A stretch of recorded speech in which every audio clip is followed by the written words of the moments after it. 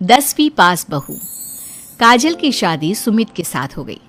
काजल के माँ बाप का एक कार एक्सीडेंट में देहांत हो जाने की वजह से उसकी पढ़ाई 9th क्लास के बाद हो नहीं पाई, क्योंकि काजल को उसके मामा जी ने पाल पोस कर बड़ा किया था, लेकिन उसे पढ़ाया लिखाया नहीं। काजल के अच्छे नेचर और उसकी सुंदरता को देखकर सुमित को वो पसंद आ गई और सुमित ने काजल के साथ शादी कर ली। शादी के बाद हमारी बहू भले ही कम पढ़ी लिखी है, लेकिन लाखों में एक है। सही कहती हो। पड़ोस वाले शर्मा जी अपनी बहू से बड़े परेशान हैं। उनकी कोई बात ही नहीं सुनती। अरे लेकिन हमारी काजल, वो तो हमारा खूब कहा मानती है और घर का काम भी कितने अच्छे से करती है। सही कहती है मम्मी। पहले मुझे भी लगता था आजकल के जमाने में सिर्फ 9th क्लास पास लड़की कुछ अजीब लगता है, लेकिन घर उसने कितने अच्छे से संभाल लिया है। अब बेटा, पढ़ाई तो वो अपनी परिस्थितियों की वजह से नहीं कर पाई, लेकिन बाकी काम तो अच्छा ही करती है। अच्छा मम्मी, शाम को मेरे ऑफिस के दोस्त और उसकी वाइफ घर पर आ रहे हैं काजल से मिलने के लिए।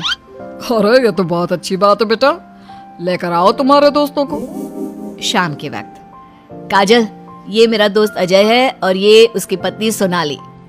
Hello Kajal, how are you? Are you working somewhere? माफ करना जी, मैं आपकी बात समझ नहीं पाई।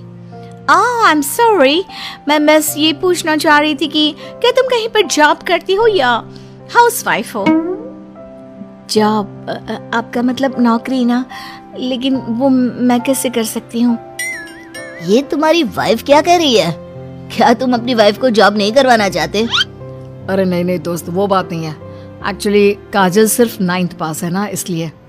Oh my God! Are you serious?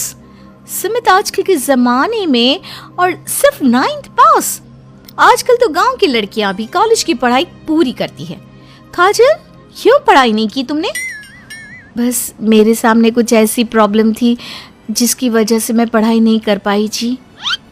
Sumit को अपने दोस्तों के सामने बहुत अजीब लगता है कि सब लोग इतने पढ़े लिखे हैं और उसकी बीवी सिर्फ 9th पास है, लेकिन वो काजल को बहुत पसंद करता था, इसलिए वो काजल से कुछ नहीं कहता।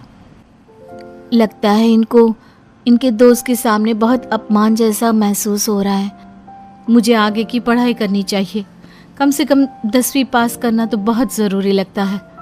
अगले दिन, मम्मी जी, मुझे आपसे कुछ ज़रूरी बात करनी थी जी। हाँ हाँ बोलो बेटा, क्या बात है? मम्मी जी, दरअसल मैं ना 10वीं क्लास की पढ़ाई करना चाहती हूँ, 10वीं पास करना चाहती हूँ। लेकिन बेटा, अब घर के इतने सारे काम, जिम्मेदारियों के बीच तुम 10वीं की पढ़ाई कैसे करोगी? पापा जी, मेरा बहुत मन है, प्लीज मना मत करिए ना जी। अरे ठीक है बेटा, जैसे तुम्हारी इच्छा। तुम 10वीं का फॉर्म भर दो। काजल खुश होते हुए वहाँ से चली जाती है। कुछ दिनों के बाद, मम्मी, क्या आपने सच में खुश होकर काजल को आगे की पढ़ाई करने की परमिशन दे दी? मेरा मतलब है, वो पढ़ाई करेगी तो घर का सारा काम, जिम्मेदारी कौन संभालेगा? अरे देखो बेटा, काजल हमारा इतना ख्याल रखती है, अब उसने हमसे परमिशन मांगी थी तो हम कैसे मना कर देते। और वैसे भी एक बार एग्जाम देने दो, उसका मन रह जाएगा। तुम्हें क्या लगता है, अब शादी के बाद 10वीं की परीक्षा पास करना आसान होता है क्या? अरे कुछ हो या ना हो, पर अगर हम मना कर देते तो उसे बुरा लग जाता ना। हाँ वैसे आपकी बात तो ठीक है। मम्मी पापा, हमें काजल का दिल नहीं तोड़ना चाहिए। अगर कुछ होगा तो ठीक है, नहीं तो कोई बात नहीं। वैसे भी एग्जाम पास करना बहुत मुश्किल सी बात है।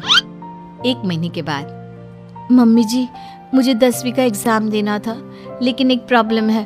अरे क्या हुआ बेटा, बताओ मुझे। मम्मी जी, मैं प्रेग्नेंट हूँ और ऐसी हालत में मुझसे पढ़ाई और काम दोनों चीजें नहीं हो पा रही है। अरे कोई बात नहीं बेटा, तुम अंदर कमरे में जाकर आराम करो, हम कुछ सोचते हैं। काजल के जाने के बाद, मैंने कहा था ना, इसे अपने मन की कर लेने दो। हम मना करते तो बेकार में बुरा मान जाती। अब प्रेग्नेंट हो गई है, पढ़ाई तो वैसे ही नहीं कर पाएगी।